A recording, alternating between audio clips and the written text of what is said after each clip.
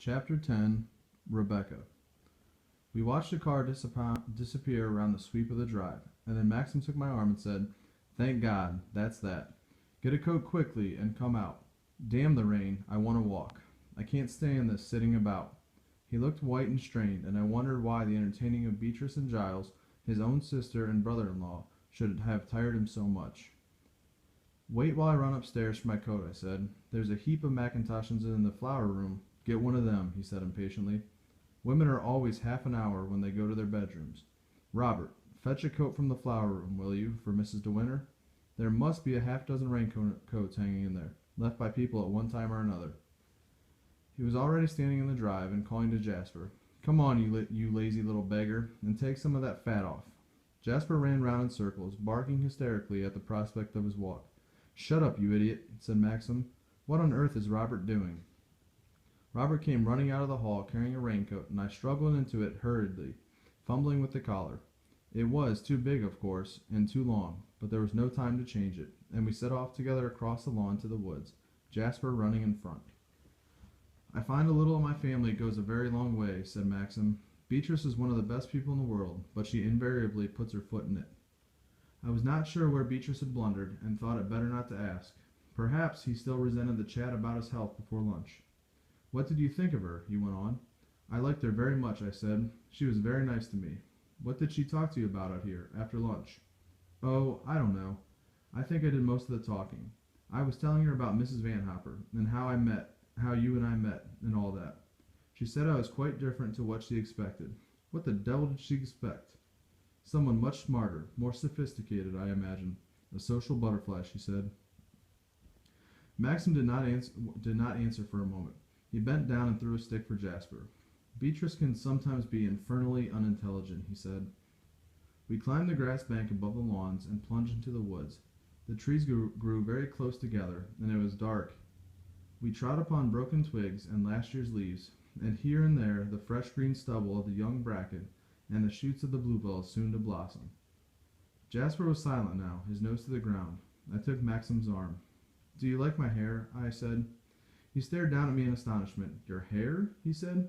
"Why on earth do you ask? Of course I like it. What's the matter with it?" "Oh, nothing," I said. "I just wondered." "How funny you are," he said. We came to a clearing in the woods, and there were two paths going in opposite directions. Jasper took the right-hand path without hesitation. "Not that way," called Maxim. "Come on, old chap." The dog looked back at us and stood there, wagging his tail, but did not return. "Why does he want to go that way?" I asked. "I suppose he's used to it," said Maxim briefly. "It leads to a small cove where we used to keep a boat. Come on, Jasper, old man." We turned into the left-hand path, not saying anything, and presently I looked over my shoulder and saw that Jasper was following us. "This brings us to the valley I told you about," said Maxim. "And you shall smell the azaleas. Never mind the rain, it will bring out the scent."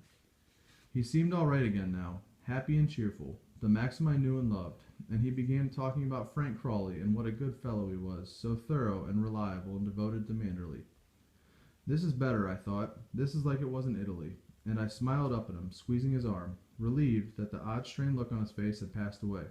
And while I said yes, and really, and fancy, darling, my thoughts wandered back to Beatrice, wondering why her presence should have disturbed him, what she had done, and I thought too of all she had said about his temper, how he lost it, she told me, about once or twice a year. She must know him, of course. She was his sister. But it was not what I had thought. It was not my idea of Maxim. I could see him moody, difficult, irritable perhaps, but not angry as she had inferred, not passionate.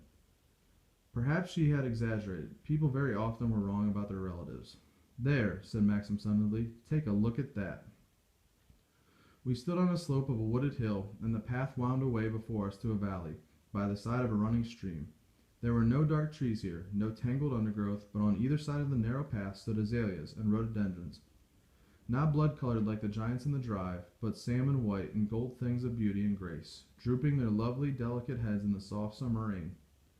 The air was full of their scent, sweet and heady, and it seemed to me as though their very essence had mingled with the running waters of the stream, and become one with the falling rain and the dank rich moss beneath our feet. There was no sound here but the tumbling of the little stream and the quiet rain. When Maxim spoke, his voice was hushed, too. gentle and low, as if he had no wish to break upon the silence. "We call it the Happy Valley," he said. We stood quite still, not speaking, looking down upon the clear white faces of the flowers closest to us, and Maxim stooped and picked up a fallen petal and gave it to me. It was crushed and bruised, and turning brown at the curled edge, but as I rubbed it across my hand the scent rose to me, sweet and strong, vivid as the living tree from which it came. Then the birds began. First a blackbird, his note clear and cool above the running stream, and after a moment he had answer from his fellow hidden in the woods behind us, and soon the still air about us was made turbulent with song, pursuing us as we wandered down into the valley, and the fragrance of the white petals followed us too. It was disturbing, like an enchanted place. I had not thought it could be as beautiful as this. The sky, now overcast and sullen, so changed from the early afternoon, and the steady, insistent rain could not disturb the soft quietude of the valley. The rain and the rivulet mingled with one another, and the liquid note of the blackbird fell upon the damp air in harmony with them both. I brushed the dripping heads of the azaleas as I passed. So close they grew together, bordering the path. Little drops of water fell into my hands from the soaked petals. There were petals at my feet, too, brown and sodden, bearing their scent upon them still, and a richer, older scent as well. The smell of a deep moss and bitter earth, the stems of bracken, and the twisted roots of the trees. I held Maxim's hand, and I had not spoken. The smell of the Happy Valley was upon me. This at last was the core of Manderley, the Manderley I would know and learn to love.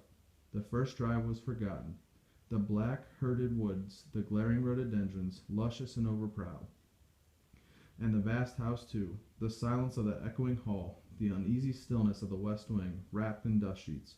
There I was an interloper, wandering in rooms that did not know me, sitting at a desk and in a chair that was not mine. Here it was different. The Happy Valley knew no trespassers. We came to the end of the path, and the flowers formed an archway above our heads. We bent down, passing underneath, and when I stood straight again, brushing the raindrops from my hair, I saw that the valley was behind us, and the azaleas and the trees. And as Maxim had described to me that afternoon many weeks ago in Monte Carlo, we were standing in a little narrow cove, the shingle hard and white under our feet, and the sea was breaking on the shore beyond us. Maxim smiled down at me, watching the bewilderment on my face. "It's a shock, isn't it?" he said. "No one ever expects it. The contrast is too sudden. It almost hurts." He picked up a stone and flung it across the beach for Jasper. "Fetch it, good man," and Jasper streaked away in search of the stone, his long black ears flopping in the wind. The enchantment was no more. The spell was broken. We were mortal again, two people playing on a beach. We threw more stones, went to the water's edge, flung ducks and drakes, and fished for driftwoods. The tide had turned and came lapping in the bay. The small rocks were covered, the seaweed washed on the stones. We rescued a big floating plank and carried it up the beach above the high water mark. Maxim turned to me laughing, wiping the hair out of his eyes, and I unrolled the sleeves of my mackintosh, caught by the sea spray. And then we looked around and saw that Jasper had disappeared. We called and whistled, and he did not come. I looked anxiously towards the mouth of the cove where the waves were breaking upon the rocks. "No," said Maxim, "we should have seen him. He can't have fallen." "Jasper, you idiot, where are you? Jasper! Jasper!" "Perhaps he's gone back to the Happy Valley," I said. "He was by that rock a minute ago, sniffing a dead seagull," said Maxim. We walked up the beach towards the valley once again. "Jasper! Jasper!" called Maxim. In the distance, beyond the rocks to the right of the beach, I heard a short, sharp bark. "Hear that?" I said. "He's climbed over this way." I began to scramble up the slippery rocks in the direction of the bark. "Come back," said Maxim sharply. "We don't want to go that way. The fool of a dog must look after himself." I hesitated, looking down from my rock. "Perhaps he's fallen," I said. "Poor little chap. Let me fetch him." Jasper barked again, further away this time. "Oh, listen," I said. "I must get him. It's quite safe, isn't it? The tide won't have cut him off." "He's all right," said Maxim irritably. "Why not leave him? He knows his own way back." I pretended not to hear, and began scrambling over the rocks towards Jasper. Great jagged boulders screened my view, and I slipped and stumbled on the wet rocks, making my way as best I could in Jasper's direction. It was heartless of Maxim to leave Jasper, I thought, and I could not understand it. Besides, the tide was coming in. I came up beside the big boulder that had hidden the view, and looked beyond it, and I saw, to my surprise, that I was looking down into another cove, similar to the one I had left, but wider and more rounded. A small stone breakwater had been thrown out across the cove for shelter, and behind it the bay had formed a tiny natural harbor. There was a buoy anchored there, but no boat. The beach in the cove was white shingle, like the one behind me, but steeper, shelving suddenly to the sea.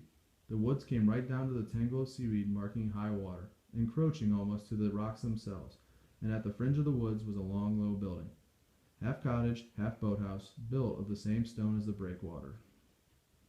There was a man on the beach, a fisherman perhaps, in long boots and a sou'wester, and Jasper was barking at him, running round him in circles, darting at his boots. The man took no notice. He was bending down and scraping in the shingle. "Jasper!" I shouted. "Jasper, come here!" The dog looked up, wagging his tail, but he did not obey me. He went on baiting the solitary figure on the beach. He looked over my shoulder. There was still no sign of Maxim. I climbed down over the rocks to the beach below. My feet made a crunching noise across the shingle, and the man looked up at the sound. I saw then that he had the small slit eyes of an idiot, and the red, wet mouth. He smiled at me, showing toothless gums. "Good, eh?" he said. "Dirty, ain't it?" "Good afternoon," I said. "No, I'm afraid it's not very nice weather."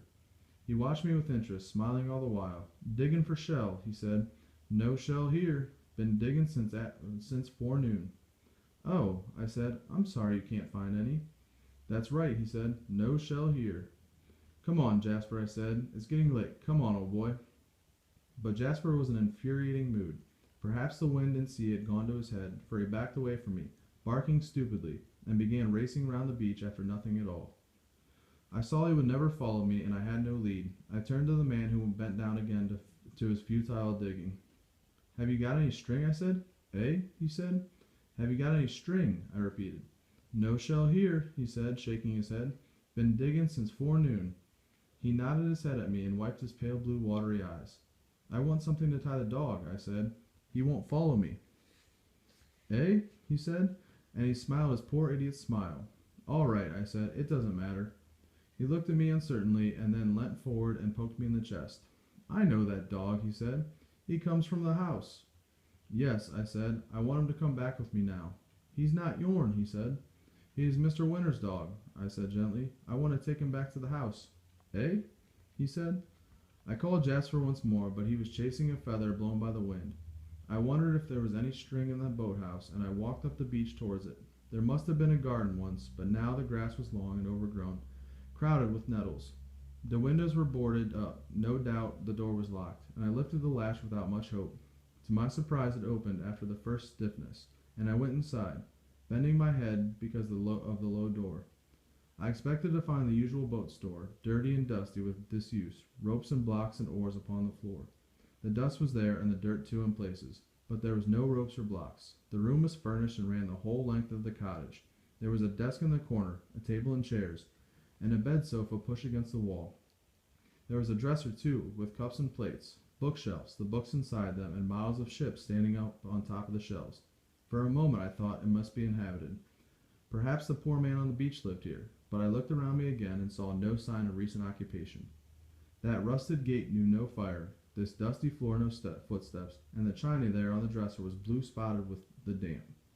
There was a queer musty smell about the place, cobwebs spun threads upon the ship's models, making their own ghostly rigging. No one lived here. No one came here. The door had creaked on its own hinges, and when I opened it, the rain pattered off the roof with a hollow sound, and tapped upon the boarded windows. The fabric of the sofa bed had been nibbled by mice or rats. I could see the jagged holes in the frayed edges. It was damp in the cottage, damp and chill, dark and oppressive. I did not like it. I had no wish to stay there. I hated the hollow sound of the rain pattering on the roof. It seemed to echo in the room itself, and I heard the water dripping into the rusted grate.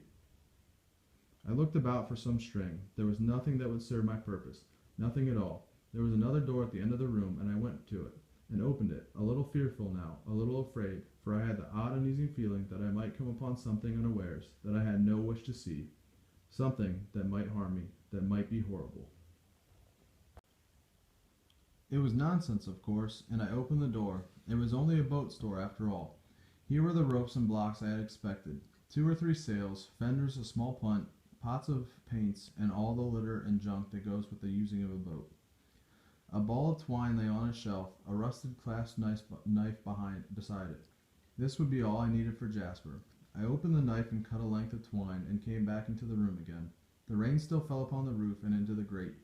I came out of the cottage hurriedly, not looking behind me, trying not to see the torn sofa and the mildewed china and the spun cobwebs on the model ships, and so through the creaking grate and onto the white beach. The man was not digging anymore. He was watching me, Jasper at his side. "Come along, Jasper," I said. "Come on, good dog." I bent down, and this time he allowed me to touch him and pull hold of his collar. "I found some string in the cottage," I said to the man. He did not answer, and I tied the string loosely round Jasper's collar. "Good afternoon," I said, tugging at Jasper. The man nodded, staring at me with narrow, idiot's eyes. "I saw ye go in yonder," he said. "Yes," I said. "It's all right. Mr. De Winter won't mind." "She don't go in there now," he said. "No," I said, "not now." "She's gone in the sea, ain't she?" he said. "She won't come back no more." "No," I said, "she'll not come back." "I never said nothing, did I?" he said. "No, of course you don't. Of course not. Don't worry," I said. He bent down again to his digging, muttering to himself. I went across the shingle, and I saw Maxim waiting for me by the rocks, his hands in his pockets. "I'm sorry," I said. "Jasper would not come. I had to get some string." He turned abruptly on his heel and made towards the woods. "Aren't we going back over the rocks?" I said. "What's the point? We're here now," he said briefly. We went up past the cottage and struck into a path through the woods. "I'm sorry I was such a time. It was Jasper's fault," I said. "He kept barking at the man. Who was he?" "Only Ben," said Maxim. "He's quite harmless, poor devil. His old father used to be one of the keepers. They live near the home farm. Where did you get that piece of twine?" "I found it in the cottage on the beach," I said. "Was the door open?" he asked. "Yes, I pushed it open. I found the string in the other room where the sails were, in a small boat." "Oh," he said shortly. "Oh, I see." And then he added, after a moment or two, "That cottage is supposed to be locked. The door is no business to be open." I said nothing. It was not my affair. "Did Ben tell you the door was open?" "No," I said. "He did not seem to understand anything I asked him." He makes out he's worse than he is," said Maxim. "He can talk quite intelligently if he wants to. He's probably been in and out of the cottage dozens of times and did not want you to know." "I don't think so," I answered. "The place looked deserted, quite untouched. There was dust everywhere and no footmarks. It was terribly damp. I'm afraid those books will be quite spoiled, and the chairs and that sofa. There are rats there, too. They have eaten away some of the covers." Maxim did not reply. He walked at a tremendous pace, and the climb up from the beach was steep. He was very different from Happy Valley. The trees were dark here and close together. There were no azaleas brushing the path. The rain dripped heavily from the thick branches. It splashed on my collar and trickled down my neck. I shivered. It was unpleasant, like a cold finger. My legs ached after the unaccustomed scramble over the rocks, and Jasper lagged behind, weary from his wild scamper, his tongue hanging from his mouth. "Come on, Jasper, for God's sake," said Maxim. "Make him walk up. Pull at the twine or something, can't you? Beatrice was right. That dog is much too fat." "It's your fault," I said. "You walk so fast. We can't keep up with you." "If you had listened to me instead of rushing wildly over those rocks, you would have been home by now," said Maxim. "Jasper knew his way back perfectly. I can't think what you wanted to go after him for." "I thought he might have fallen, and I was afraid of the tide," I said. "Is it likely I should have let the dog if there had been any question of the tide?" said Maxim. "I told you not to go on those rocks, and now you are grumbling because you are tired." "I'm not grumbling," I said. "Anyone, even if they had legs of iron, would be tired walking at this pace." "I thought you would come with me when I went after Jasper anyway, instead of staying behind." "Why should I exhaust myself careering after that damn dog?" he said. "It was no more exhausting careering after Jasper on the rocks than it was careering after driftwood on the beach," I answered. "You just say that because you have not any other excuse." "My good child, what am I supposed to excuse myself about?" "Oh, I don't know," I said wearily. "Let's stop this." "Not at all. You began it. What do you mean by saying I was trying to find an excuse? Excuse for what?" "Excuse for not having to come with me over the rocks, I suppose," I said. "Well, and why do you think I did not want to cross to the other beach?" "Oh, Maxim, how should I know? I'm not a thought reader. I know you did not want to, that's all. I could see it in your face." "See what in my face?" "I've already told you. I could see you did not want to go." "Oh, do let's have an end to it. I'm sick to death of the subject. All women say that when they've lost an argument. All right. I did not want to go to the other beach. Will that please you? I never go near the bloody place, or that goddamn cottage. And if you had any memories, you would not want to go there either, or talk about it, or even think about it. There, You can digest that if you like, and I hope it satisfies you. His face was white, and his eyes strained and wretched with that dark, lost look they had when I first met him. I put my hand to him. I took hold of his, holding it tight. "Please, Maxim, please," I said.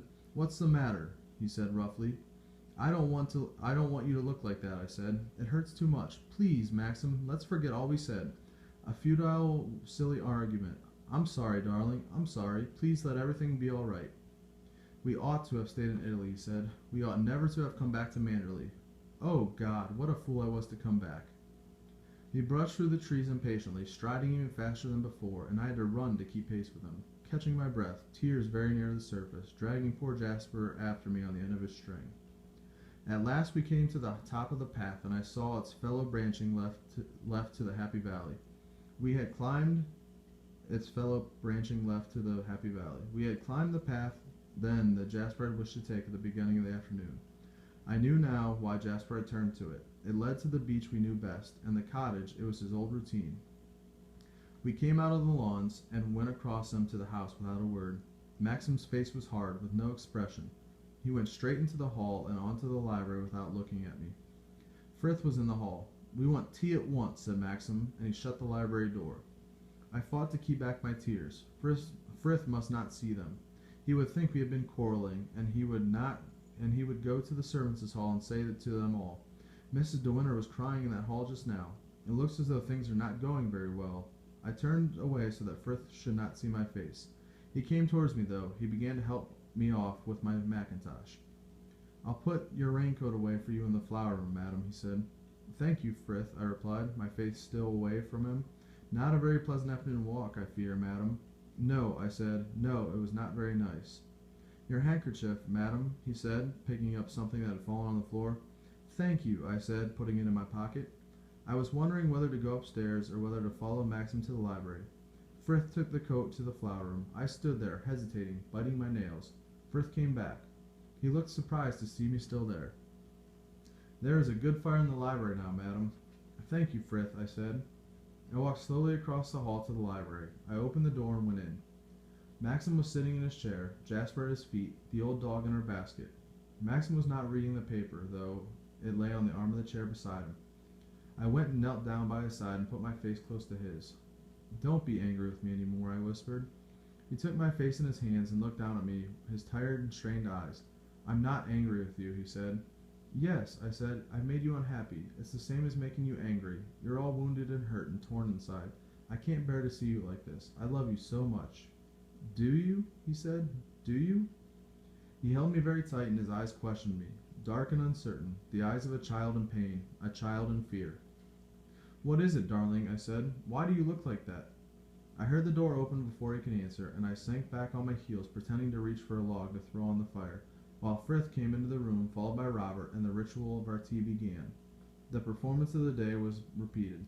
The placing of the table, the laying of the snow-white cloth, the putting down of cakes and crumpets, the silver kettle of hot water placed on its little flame, while Jasper, wagging his tail, his ears stretched back in anticipation, watched my face. 5 minutes must have passed before we were alone again, and when I looked at Maxim, I saw the color had come back into his face. The tired, lost look was gone, and he was reaching for a sandwich. "Having all the crowd to lunch was trouble," he said. "Poor old Beatrice always does rub me up the wrong way. We used to scrap like dogs as children. I'm so fond of her, too. Bless her.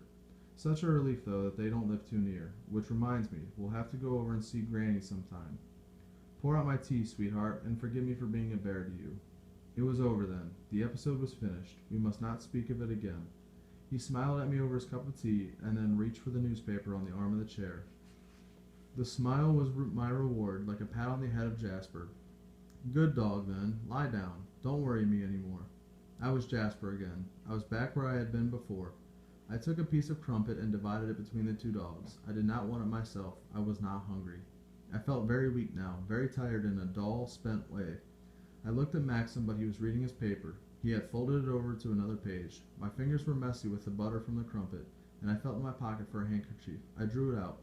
A tiny scrap of a thing, lace-edged. I stared at it, frowning, for it was not mine.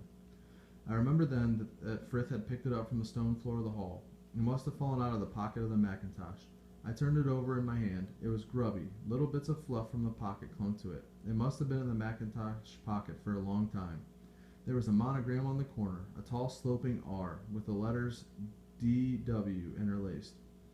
The R dwarfed the other letters. The tail of it ran down to the cambric, away from the laced edge. It was only a small handkerchief, quite a scrap of a thing. It had been rolled in a ball and put away in the pocket and forgotten. I must have been the first person to put on that mackintosh since a handkerchief was used. She who had worn the coat then was tall, slim, broader than I about the shoulders, for I had found it big and overlong, and the sleeves had come below my wrists. Some of the buttons were missing. She had not bothered to do it up. She had thrown it over her shoulders like a cape, or worn it loose, hanging open, her hands deep in the pockets. There was a pink mark upon the handkerchief, the mark of lipstick. She had rubbed her lips with the handkerchief and then rolled it in a ball and left it in the pocket. I wiped my fingers with the handkerchief, and as I did so, I noticed that a dull scent clung about it. Still. A scent I recognized, a scent I knew. I shut my eyes and tried to remember. It was something elusive, something faint and fragrant that I could not name. I had breathed it before, touched it surely that very afternoon. And then I knew that the vanished scent upon the handkerchief was the same as the crushed white petals of the azaleas in Happy Valley.